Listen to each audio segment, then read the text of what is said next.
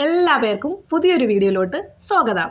ഇന്നത്തെ വീഡിയോ എന്താണെന്ന് വെച്ചാൽ നമുക്ക് വീട്ടിൽ തന്നെ നമുക്ക് റെസ്റ്റോറൻറ്റിലൊക്കെ കിട്ടുന്ന പോലുള്ള അതേ ടേസ്റ്റിൽ എങ്ങനെ കുഴിമന്തി ഉണ്ടാക്കാന്നുള്ളതാണ്. സത്യം പറഞ്ഞാലേ ഇതൊരു എളുപ്പ പണിയാണ്. കാരണം എന്താണെന്ന് വെച്ചാൽ ഉള്ളി അരിയുണ്ട, തക്കാളി നമുക്ക് കഷ്ണങ്ങളാക്കി മുറിക്കണ്ട, എളുപ്പം കാര്യം കഴിയും. അപ്പോൾ നമുക്ക് തുടങ്ങാം. ഇതിന് വേണ്ടിയിട്ട് ആദ്യം നമ്മൾ ചെയ്യേണ്ടത് അരി കഴുകി കുതിരാനിടുക എന്നുള്ളതാണ്. ഞാനിപ്പോൾ എടുത്തിട്ടുള്ളത് ബസ്മതി റൈസാണ്. ചില വീഡിയോസിലൊക്കെ ഞാൻ കേട്ടിട്ടുണ്ട് സ്റ്റെല്ലയോ അങ്ങനെ എന്തോ അരി, അതല്ല ഞാൻ എടുത്തിട്ടുള്ളത്. ഞാൻ സാധാരണ ബസ്മതി അരിയാണ് എടുത്തിട്ടുള്ളത്. അരി കുതിരാനിടുമ്പോഴേ നല്ലോണം കഴുകിയിട്ട് വേണം ഇടാൻ കേട്ടോ. 4-5 വെള്ളത്തിൽ കഴുകണം, എങ്കിലേ അതിൻ്റെ ആ പശ മാറത്തുള്ളൂ. പിന്നെ ഒരു സ്മെല്ല് അതൊക്കെ ഒന്ന് മാറി കിട്ടത്തുള്ളൂ കേട്ടോ. അതിനുശേഷം നമുക്ക് നല്ലോണം വെള്ളത്തിലൊന്ന് കുതിരാനിടാം, ഏതാണ്ട് ഒരു 20 മിനിറ്റോളം. അരി എവിടെ ഇരുന്നോട്ടെ, നമുക്ക് ചിക്കനിലോട്ട് വരാവേ. ചിക്കൻ നമ്മൾ ഷോപ്പിൽ നിന്ന് വാങ്ങിക്കുമ്പോൾ തന്നെ പറയണം ഇത് കുഴിമന്തിക്ക് വേണ്ടിയിട്ടാണ്, എങ്കിലേ അവർ ഈ വലിയ കഷ്ണങ്ങളാക്കി കട്ട് ചെയ്ത് തരുള്ളൂ. ഇല്ലെങ്കിൽ കറിക്ക് വേണ്ടിയിട്ട് അവർ നറുക്ക് പിടിക്കായിട്ട് കുഞ്ഞായിട്ട് അരിഞ്ഞ് തന്നേക്കുന്നത്. പിന്നെ ചിക്കൻ എടുക്കുമ്പോഴേക്ക് അത് നല്ലോണം കഴുകി വൃത്തിയാക്കിയതിന് ശേഷം അതിലെ ഈർപ്പമൊക്കെ കംപ്ലീറ്റ് ആയിട്ടൊന്ന് മാറ്റി കളയണേ. എന്നിട്ട് വേണം അടുത്ത പണി അതിന് നമുക്ക് ചിക്കനിലോട്ട് മസാലയൊക്കെ നല്ലവണ്ണം പിടിക്കണമെങ്കിൽ അതിൽ ഇടയ്ക്കിടയ്ക്ക് ഗ്യാപ്പ് വേണം. അതിന് വേണ്ടിയിട്ട് ഞാൻ കത്തിയിട്ട് എല്ലായിടവും ഒന്നും ചെറുതായിട്ടൊന്ന് കീറി കൊടുക്കുവാണ്. ഇത് കീറി കൊടുക്കേണ്ട ആവശ്യമില്ല, നമുക്ക് മറ്റേ ഫോർക്ക് പോലത്തുള്ള സ്പൂണൊക്കെ ഉപയോഗിച്ചിട്ട് അങ്ങനെ കുത്തി ഇട്ടാലും മതിയേ. അല്ലെങ്കിൽ മറ്റേ ടൂത്ത് പിക്ക് ഉപയോഗിച്ചിട്ട് ചെറിയ ചെറിയ ഹോളിട്ട് കൊടുത്താലും മതിയാവും കേട്ടോ. അടുത്ത് നമുക്ക് പ്രത്യേകം ശ്രദ്ധിക്കേണ്ട ഒരു കാര്യം എന്താണെന്ന് വെച്ചാൽ നമ്മൾ എടുക്കുന്ന പാത്രമാണ്. കുക്കർ തന്നെ വേണമെന്നില്ല. ഞാനിപ്പോൾ മൂട് കട്ടിയുള്ള പാത്രം നോക്കി കുക്കർ എടുത്തതാണ്. നിങ്ങൾക്ക് കുക്കർ ഇല്ലാതെ ഇത്തിരി അടിവശം കനമുള്ള ഏത് പാത്രവും എടുക്കാം. പക്ഷേ അതിലാണ് നമ്മൾ അരിയും ചിക്കനും ഒക്കെ ഇടുന്നത് അതിലാണ്. അപ്പോൾ അത്രയും ഉൾക്കൊള്ളുന്ന പാത്രമായിരിക്കണമെന്നേ ഉള്ളൂ. ഞാനിപ്പോൾ എടുത്തിട്ടുള്ളത് ഇത്തിരി വലിയ കുക്കറാണ്. കാരണം എൻ്റെ ആ മിഡിൽ സൈസ് കുക്കർ ഇല്ലാഞ്ഞിട്ടാണ്. ഇത്രയും വലുത് ആവശ്യമില്ല കേട്ടോ. നമുക്കിതിലോട്ട് ചിക്കനെ ഒന്ന് നിരത്തി വെച്ച് കൊടുക്കാവേ. എല്ലാ ചിക്കനും കംപ്ലീറ്റ് ആയിട്ട് നിരത്തി വെച്ച് കൊടുക്കുകയാണേ. ഞാനിപ്പോൾ എടുത്തിട്ടുള്ള ചിക്കൻ ഏതാണ്ട് 1 കിലോയോളം ഉണ്ട് കേട്ടോ. നമുക്ക് ഇതിലോട്ട് ചേർക്കേണ്ട മസാലകൾ ഏതൊക്കെയൊന്ന് നോക്കാം. മസാലയ്ക്ക് വേണ്ടി ഇതിൽ നമുക്ക് ചേർക്കേണ്ടത് 6 ഐറ്റമാണ് കേട്ടോ. 6 ഐറ്റം നല്ലപോലെ ഒന്ന് ഓർത്ത് വയ്ക്കണം കേട്ടോ.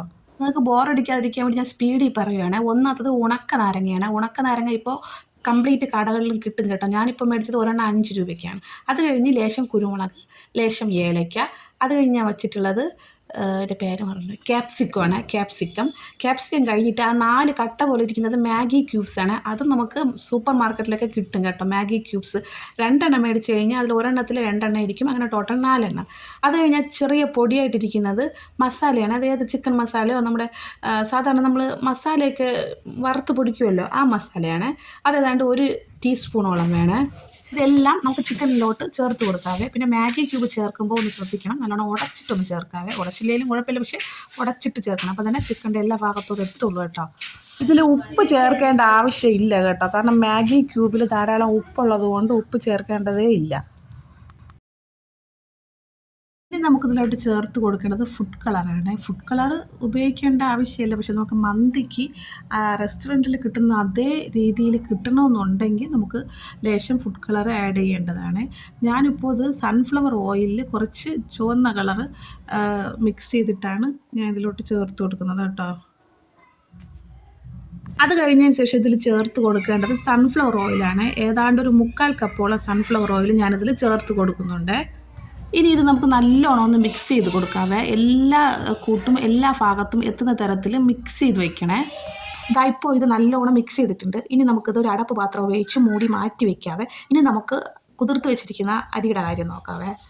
ഞാനിപ്പോൾ ചോറുണ്ടാക്കാനായിട്ട് ഒരു കലത്തിൽ വെള്ളം വെച്ചിരിക്കുകയാണ്. നമ്മൾ നോർമലായിട്ട് കഞ്ഞിയൊക്കെ വയ്ക്കുന്ന അതേ കലത്തിലാണ് ഞാൻ വയ്ക്കുന്നത് കേട്ടോ. സാധാരണ നമ്മൾ ചോറ് വയ്ക്കാൻ എത്രത്തോളം വെള്ളം എടുക്കുന്നു അത്രത്തോളം. കാരണം അരി തമ്മിൽ ഒട്ടാതെ നല്ലോണം വെള്ളത്തിൽ കിടന്ന് വേവാൻ വേണ്ടിയിട്ടാണ്. വേവ് അധികം ഒന്നും വേണ്ട, ജസ്റ്റ് ഒരു 5 മിനിറ്റ് ആവത്തുള്ളൂ ഈ അരി വേവാൻ വേണ്ടിയിട്ട്. ഇനി നമുക്ക് ഈ വെള്ളത്തിൽ ചേർത്ത് കൊടുക്കേണ്ടത് 2 സാധനങ്ങൾ മാത്രമാണ്. നമ്മൾ ബിരിയാണിക്കൊക്കെ മസാലകളും നെയ്യും ഒക്കെ വെള്ളത്തിൽ ഇടാറുണ്ട്, പക്ഷേ അങ്ങനെ ഒന്നും ഇടേണ്ട ആവശ്യമില്ല. ഇതിൽ ചോറിന് ആവശ്യത്തിനുള്ള ഉപ്പും ചേർത്ത് 1 ടീസ്പൂൺ സൺഫ്ലവർ ഓയിലും കൂടെ ഇതിലോട്ടൊന്ന് ചേർത്ത് കൊടുത്താണ്ടാ മതിയേ.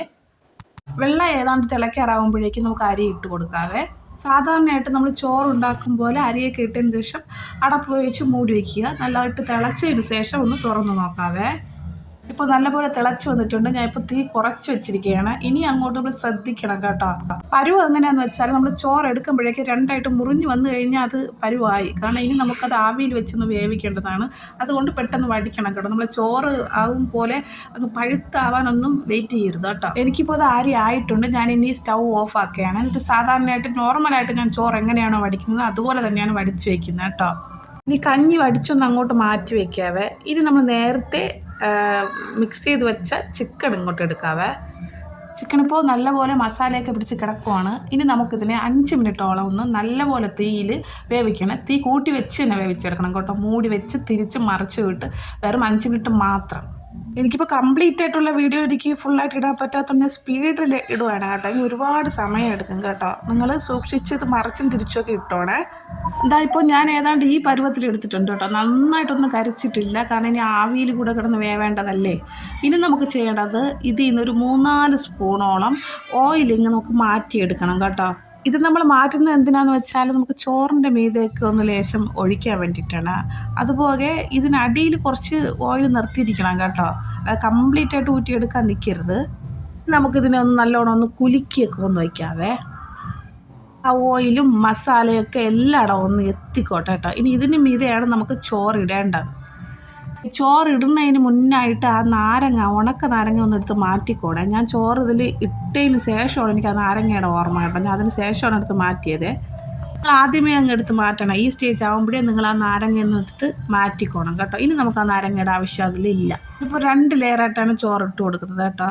ആദ്യം ഒരു ലെയർ ഇട്ടതിന് ശേഷം അതിന് മീതെ അടുത്ത ലെയർ.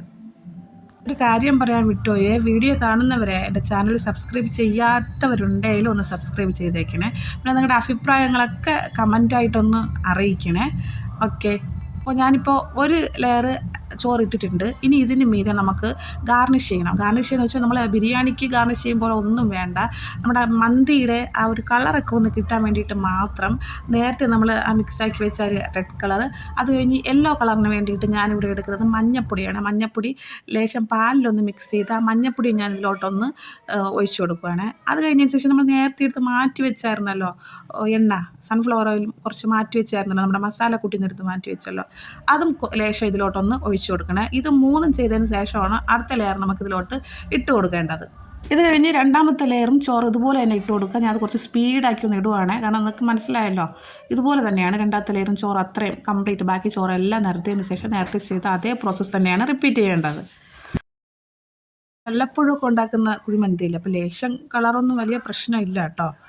ഇനിയാണ് നമുക്കിതിനെ ദം ചെയ്തെടുക്കേണ്ടത്. നിങ്ങൾ നോർമലായിട്ടുള്ളൊരു പാത്രമാണ് വെച്ചെങ്കിൽ അതിന് മേളിലായിട്ട് ഒരു ഫോയിൽ പേപ്പറൊക്കെ വെച്ച് നല്ലപോലെ ടൈറ്റ് ചെയ്ത് മൂടി വെച്ച് തീ നല്ല പോലെ കുറച്ച് ഒരു മണിക്കൂർ വരെ തീ നല്ല പോലെ കുറച്ച് വയ്ക്കണേ. തീ കുറച്ച് ഞാനിപ്പോൾ കുക്കറിലാണ് വെച്ചിട്ടുള്ളത്. അത് വിസിൽ വരാൻ വേണ്ടിയിട്ടൊന്നും അല്ല, അത് എയർ ടൈറ്റായിട്ട് ഇരിക്കാനാണ്. അപ്പോൾ ഇതിൽ ഫോയിൽ പേപ്പറിൻ്റെ ആവശ്യമൊന്നും ഇല്ല.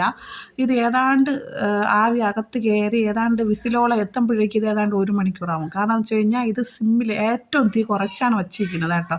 അതിന് മുമ്പേ ആ വിസിൽ വരണതിന് മുമ്പേ ഞാനിങ്ങെടുത്ത് ഇറക്കി താഴെ വയ്ക്കും. ഇപ്പോൾ അത് ഏതാണ്ട് 3/4 മണിക്കൂർ കഴിഞ്ഞ് ഞാൻ കുക്കർ എടുത്ത് താഴെ വെച്ചിട്ടുണ്ട്. ഇതിൻ്റെ വിസിൽ കംപ്ലീറ്റ് ആയിട്ട് വല്ല വിസിൽ അതിനകത്തുണ്ടെങ്കിൽ മാറ്റണേ. വിസിൽ കയറാനൊന്നും ഞാൻ വെയിറ്റ് ചെയ്തിട്ടില്ല, കയറേണ്ട ലെവൽ എത്തിയിട്ടില്ല.